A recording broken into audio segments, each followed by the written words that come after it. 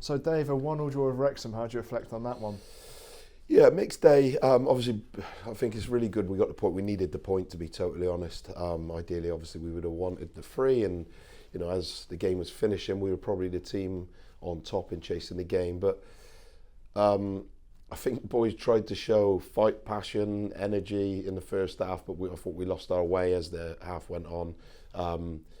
Just give the ball away a little bit too much.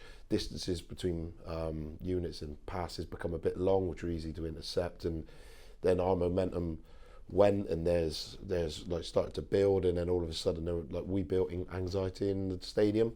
So we got to half time. Obviously, clearly my fault. I knew their 2 wing backs are 2 of their best players, and you know we just thought we had to go and press the game a little bit more. So we brought Joe on, and we could get Scotty down the side. So I thought we'd go with 2 physical front men, and I think, to be fair to the subs, they made a big difference to the game. They really suited the way the game actually was going, and yeah, we had moments where, you know, they're a decent team, 3rd in league for a reason.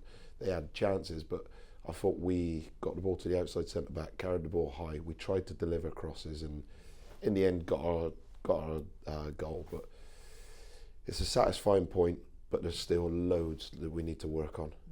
You mentioned the second half there and the substitutes. How important is it to have depth like that to bring really good players on? Yeah, and it's probably, I guess, everybody's frustration at the moment. We have a really good squad. We have a good starting 11. We always have a strong bench. Today was a very attacking bench.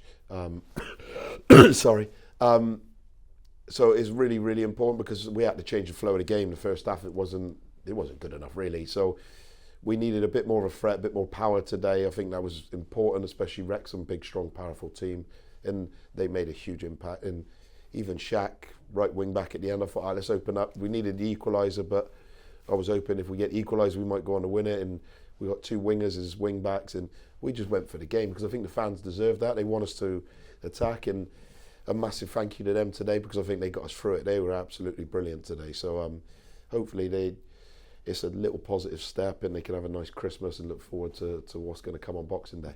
You mentioned the equaliser there. It's LT to Promise. For both of them, how important is it to get an assist and to get a goal? Yeah, well, look, I know LT's probably not been involved as much as everybody would like, and the truth, my temptation was to start him today, but I think everybody has to remember that he hasn't played much for the best part of 4 weeks. So obviously when Michael went down, I thought he deserves his chance, and he did really well when he come on. I know he's not necessarily a left wing back, although we tried to play with more height in that position today. That'll do his confidence the world of good. We all know, and the fans all know, how good he is. And Promise obviously been out injured as well, so he couldn't start, because really 45 minutes, we're probably building him up to 60 now. He's at that point, and you know, Prom needs goals, and he just shows he can, and LT is a creative player. So I'm sure they're going to get plenty of game time once the new manager, head coach is appointed. So you mentioned those 2 players there. In previous games, maybe chance creation has been a struggle, but now getting LT in the team, getting Promise back in the goals as well, that must be encouraging. Really encouraging, and we still didn't create enough, and the truth, we're still too loose with the ball. We know that. We've spoken in the dressing room. We got better quality than even what we showed today. There was far more fight, and particularly second half and in a couple of moments in the first half. So we know we have the players, but I do think we have to take care of the ball much more to be able to. It's too frantic. It's a transitional team, too much, and to create as many chances as we should with the players we have, you have to have periods with the ball, and that's something to work on clearly, because even today the game ends up becoming a little bit like basketball, and we have some 1v1 players, particularly towards the end of the game, but I don't think you're going to win lots and lots and lots with that style. So to build on, not necessarily even being a possession-based team, but just being calmer with a few more patterns would definitely help our chance creation. I was going to say, you mentioned there, getting the foundations right. Is that where the whole game sort of stands? And then when you can get that right, then everything else sort of comes with it as well. Yeah, no, listen, we had a clear plan today. It didn't always come off, but we knew they'd press us with 2 strikers, so we knew one of our outside centre-backs would be free. I went with Michael because he gives us the balance of the left foot, and then obviously I still had to take care of the fact that Barnett's one of the top assisters in the league, and McLean has got good quality delivery, so we tried to go with that. So we knew we could pin their 2 wing-backs back and have huge spaces in the outside channel to carry the ball. Now, when we've been really good, we've carried the ball, crossed it, and that was the game plan today. Once Rathbone jumped out, then we'd find a free 6, and then we were looking for Cam to play forward. So we worked on, in 3 sessions, we worked on these things to get us into a position where we could cross the ball more and create more chances.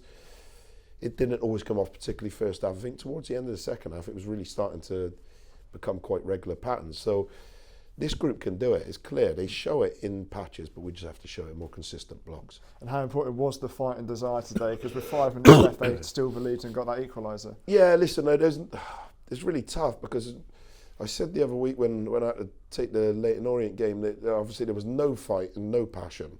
And without that, you can't even worry about what you do with the ball because you're never in the game. And that was a real clear message. The fans turned up. I mean, it was brilliant today, and I was so pleased with them when we scored.